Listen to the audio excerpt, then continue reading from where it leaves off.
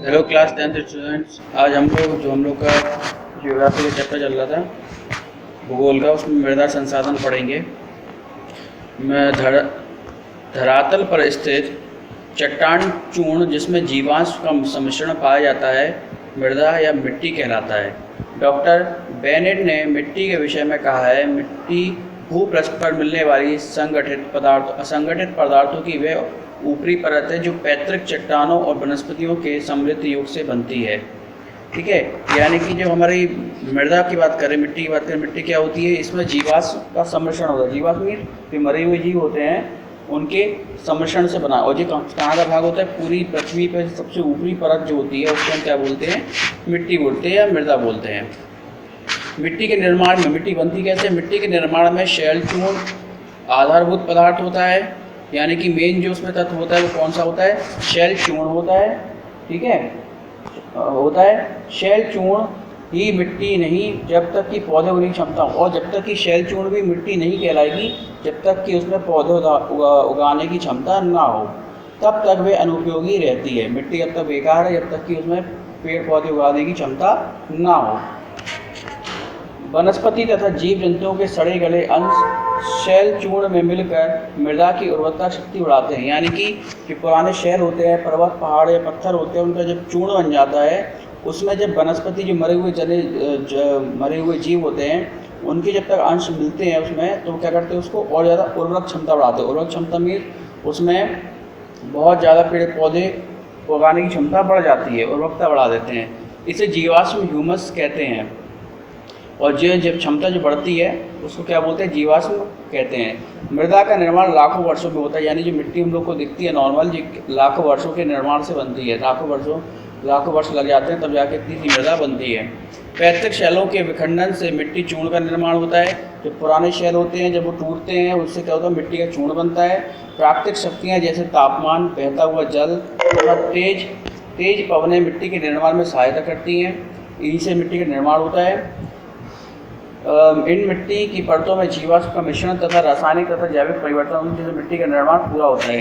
जब ये चूर्ण बनता है, चूर्ण के बाद उसमें जब पुराने जीवाश्म मिलते हैं, उसके रासायनिक परिवर्तन होते हैं, जैविक परिवर्तन होते हैं, तब जाके मिट्टी का निर्माण होता है।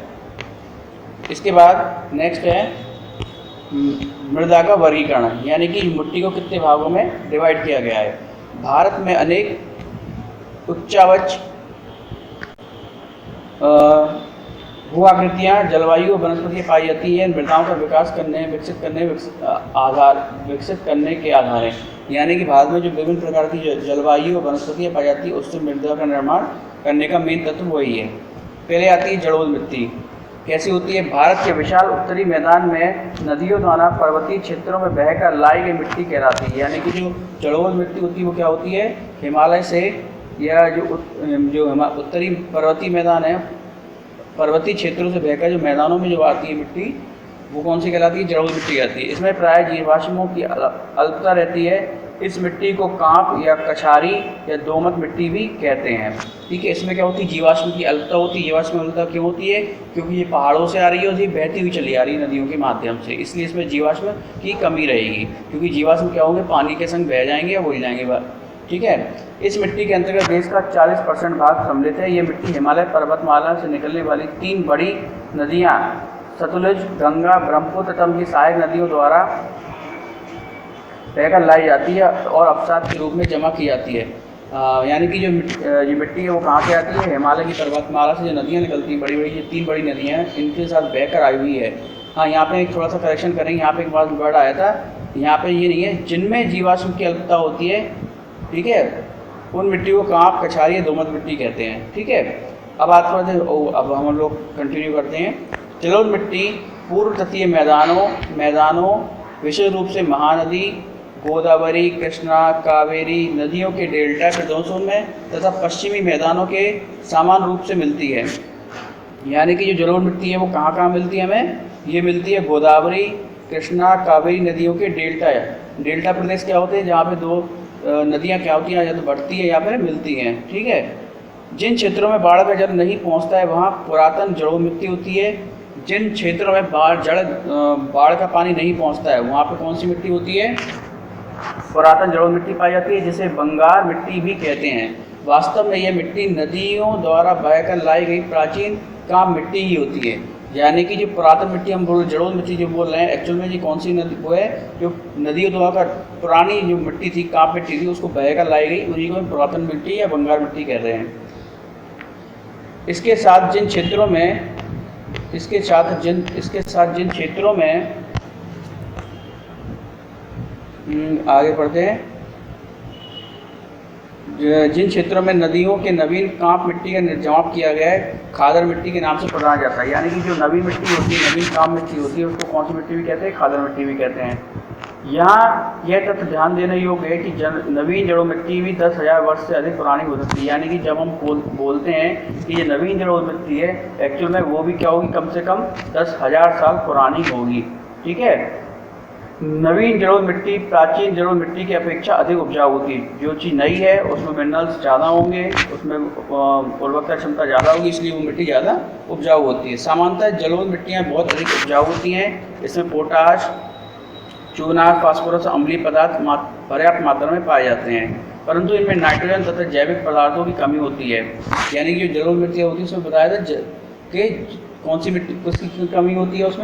उसमें जैविक पदार्थों की कमी होती है, क्योंकि वो पानी के संग बह के आ रही है। इसलिए शुष्क प्रदेशों की मिट्टियों में क्षारीय तत्व अधिक होते हैं, और जो शुष्क प्रदेश होते हैं, यहाँ पे गर्मी ज़्यादा पड़ती है, वहाँ पे क्या होती है? क्षारीय तत्व अधिक पाए जाते हैं। अब पढ़ते हैं काली मृदा के बारे में। काली मृदा कहाँ से प्राप्त होती है हमें? ये मिट्टी का निर्माण ज्वालामुखी विस्फोट द्वारा निकलने वाले जवाब से निर्मित चट्टानों के अपरदन से होता है। इसका रंग कैसा होता है? काली मिट्टी तो काला होता है इसका रंग। और किस किस चीज़ की इसमें मात्राएं होती हैं? इसमें लोहा, मैग्नीशियम, चूना, एल्यूमिनियम और जीवाश्म की मात्रा अधिक होती है। जीवाश्म मतलब क्या होता है? जो पत्तियां होती हैं या जानवर मर जाते हैं, वो पत्तियां सड़ गड़ जाती हैं, उसके बाद उनका वो बचता है और वो सब किसमें मिक्स हो जाता है? भूमि में मिक्स हो जाता है, जो क्या करते हैं? उसकी उर्वरक क्षमता को बढ़ा देता है। इसकी मात्रा काली मिट्टी में क्या होती है? सबसे ज़्यादा होती है। यह मिट्टी काली, चिकनी तथा बारीक कणों से युक्त होती है। ये मिट्टी, काली मिट्टी कैसी होती है? चिकनी होती है, बहुत छोटे छोटे कण होते हैं। इसमें दरार पड़ जाती है। दरार कब पड़ती है? जब ये मिट्टी सूख जाती है तो इसमें क्या पड़ जाती है? दरार पड़ जाती है।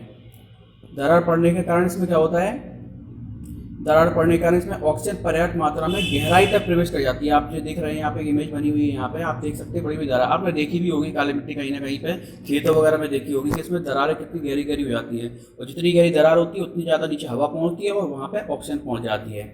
भारत में काली मिट्टी का विस्तार प्रायद्वीप पठार के उत्तर पश्चिमी भाग में लगभग 5 लाख किलोमीटर वर्ग में फैला है। यानी कि जो काली मिट्टी का विस्तार कितने वर्ग किलोमीटर फैला है? 5 लाख वर्ग किलोमीटर फैला है। किसके क्षेत्र में ये होती है? ये गुना के मध्य प्रदेश के गुना, दक्षिण के बेलगांव जो कर्नाटक में पड़ता है, और गुजरात के काठियावाड़ में है। इसके अलावा अमरकंट कहाँ पे? मध्य प्रदेश में, वहाँ में है। अतः और गुजरात, महाराष्ट्र, पश्चिमी मध्य प्रदेश, उत्तरी कर्नाटक की ये प्रमुख मिट्टी है। यानी इन क्षेत्रों की ये क्या है? प्रमुख मिट्टी, यहाँ पे सबसे ज़्यादा मात्रा में पाई जाती है। इसके अलावा राजस्थान की बूंदी और उत्तर प्रदेश के बुंदेलखंड यानी हमारे क्षेत्र में ये मिट्टी बहुत मात्रा में पाई जाती है। इस मिट्टी में कपास, और सभी लोग जानते हैं, छोटे से ही हम लोग पढ़ते चले आ रहे हैं, वो चीज़ आपने सुनी होगी, काली मिट्टी में सबसे ज़्यादा क्या होती है? कपास की खेती होती है। तो वही लिखा हुआ है कि ये मिट्टी सबसे ज़्यादा किस चीज़ के लिए बेनिफिशियल होती है? कपास की मिट्टी, कपास के लिए, इसलिए इसे कपास की मिट्टी भी कहा जाता है।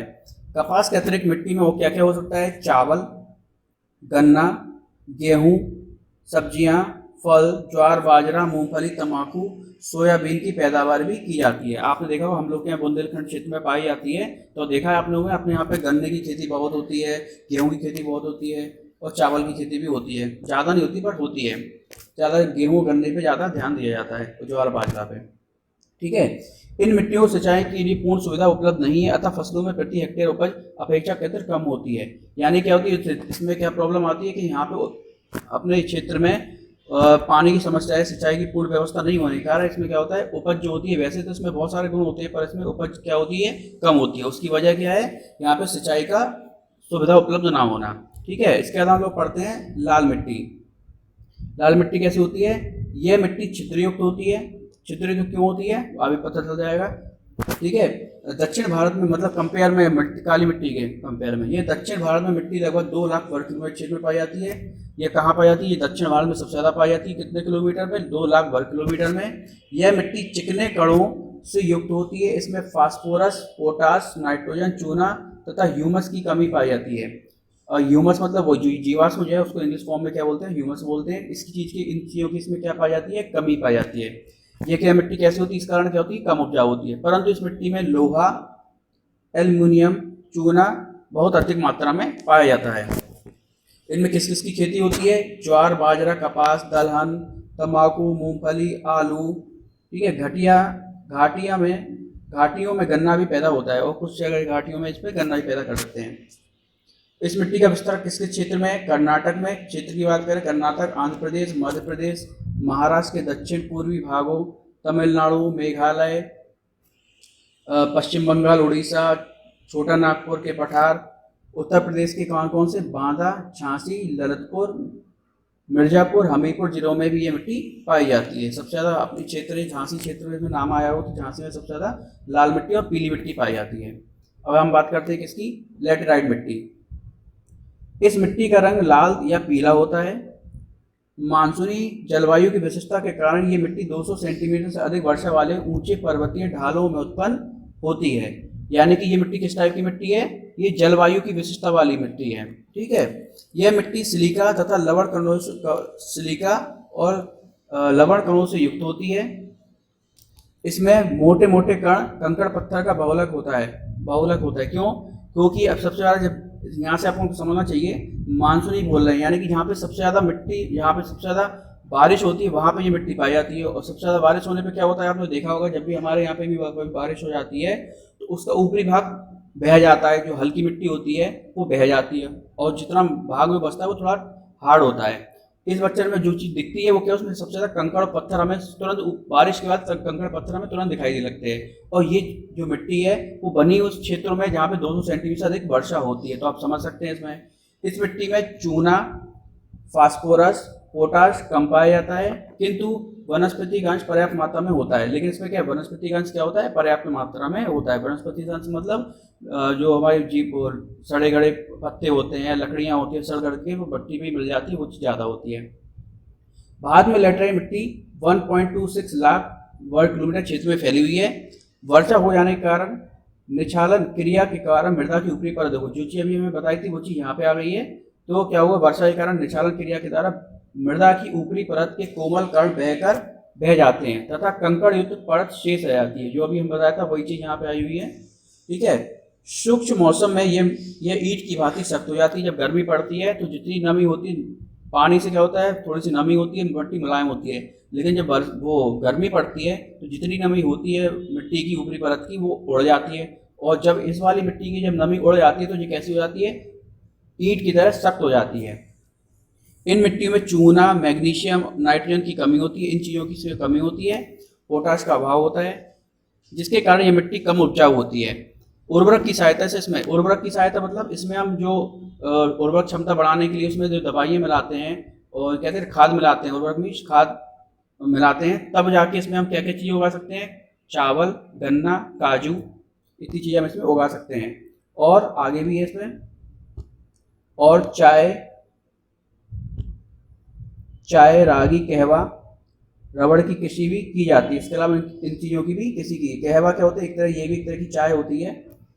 ठीक है, की जाती है। लैटेराइट मिट्टी कर्नाटक, केरल, राजमहल की पहाड़ियाँ, महाराष्ट्र के दक्षिण भागों, उड़ीसा, आंध्र प्रदेश, असम, मेघालय के कुछ भागों में पाई जाती हैं। ठीक है। रेगिस्तानी क्षेत्रों में वर्षा बहुत कम होने के कारण यहाँ ऊसर, राकड़ तथा कल्लर जैसी मिट्टियाँ पाई जाती हैं। ये मिट्टी के प्रकार है जो कहाँ पाए जाते हैं? राजस्थान में पाए जाते हैं, रेगिस्तानी क्षेत्रों में पाए जाते हैं। यह मिट्टी लवण एवं क्षारीय गुणों से युक्त होती है। इसमें लवण और क्षारीय गुण होते हैं। इस मिट्टी में सोडियम, कैल्शियम और मैग्नीशियम तत्वों की प्रधानता होती है। यह अनुपजाऊ हो गई इसमें सोडियम, कैल्शियम और मैग्नीशियम तत्व अधिक होने के कारण ये क्या हो गई? अनुपजाऊ हो गई है। इसमें नमी एवं वनस्पति के अंश नहीं पाए जाते, जिसे सिंचाई करने केवल मोटे अनाज ही उगाए जाते हैं। इसमें क्या अनुपजाऊ मिट्टी है, इसमें क्या ना नमी है और ना वनस्पति गुण है। इस वजह से ये क्या है? खेती के लायक नहीं है। यह मिट्टी सरंद्र होती है, इसमें बालू के पर्याप्त कण दिखाई पड़ते हैं। सरंद्र मीन्स यहाँ पे इसमें कण ज़्यादा होते हैं, यानी छिद्र ज़्यादा होते हैं इसमें, और ये मोटे अनाज के लिए होती है। भारत में मिट्टी का विस्तार इस मिट्टी का विस्तार 1.14 लाख हेक्टेयर क्षेत्रफल पर मिलता है। मरुस्थलीय मिट्टी पश्चिम राजस्थान, उत्तरी गुजरात, पश्चिमी उत्तर प्रदेश, दक्षिणी पंजाब एवं हरियाणा राज्य में पाई जाती है। बालू के मोटे कण की प्रधानता होने के कारण इस मिट्टी में नमी धारण करने की क्षमता बहुत कम होने के कारण जीवाश्म एवं नाइट्रोजन की मात्रा भी कम होती है। मोटे कण होते हैं, इस कारण से मिट्टी में नमी धारण नहीं कर पाती है। इस कारण से क्या होता है, इसमें नाइट्रोजन की कमी होती है, इसलिए और जीवाश्म की कमी होती है। इस वजह से क्या होती है, सिंचाई योग्य नहीं होती है। और आर्थिक दृष्टि से मरुस्थलीय मिट्टी उपयोगी नहीं है, परंतु इसमें सिंचाई करके मोटे अनाज ज्वार, बाजरा, मूंग और उड़द उगाए जा सकते हैं। वैसे तो इस मिट्टी में कोई भी फसल नहीं हो सकती है, लेकिन मोटे अनाज वाली फसल ज्वार, बाजरा, मूंग और उड़द उगाए जा सकते हैं। अब हम बात करते हैं नेक्स्ट, वन मृदा। ये कौन सी होती है? हिमालय के पर्वतीय क्षेत्र में नवीन, पथरीली, दलदली और प्रवेश्य मिट्टी पाई जाती है। हिमालय के जो पर्वतीय क्षेत्र उसमें ये वाली मिट्टी पाई जाती है, वन मृदा। पर्वतीय मिट्टियों का विस्तार भारत में लगभग 2.85 लाख वर्ग किलोमीटर क्षेत्र पर पाया जाता है। इतने क्षेत्र में ये मिट्टी पाई जाती है।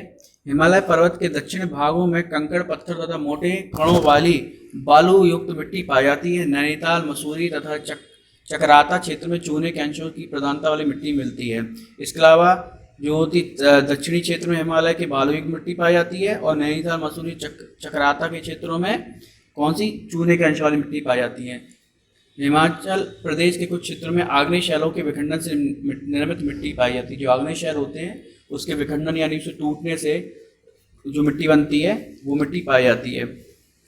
हिमाचल के कांगड़ा, उत्तराखंड में देहरादून, पश्चिम बंगाल में दार्जिलिंग तथा असम के पहाड़ी ढालों पर इस मिट्टी की अधिकता होती है। और जो मिट्टी ऐसी आग्नेय शैलों के विखंडन से बनी है वो मिट्टी कौन कौन से इन क्षेत्रों में ये मिट्टी है। ठीक है। पर्वतीय मिट्टी चाय उत्पादन के लिए सुरक्षित है, इसी कारण इसे चाय की मिट्टी के नाम से पुकारा जाता है। तो चाय की मिट्टी के नाम से किसको पुकारा जाता है? हमारी पर्वतीय मिट्टी को चाय उत्पादन के लिए, यानी पर्वतीय मिट्टी को कौन सी मिट्टी के नाम से पुकारा जाता है? चाय की मिट्टी के नाम से। मृदा प्रबंधन और संरक्षण।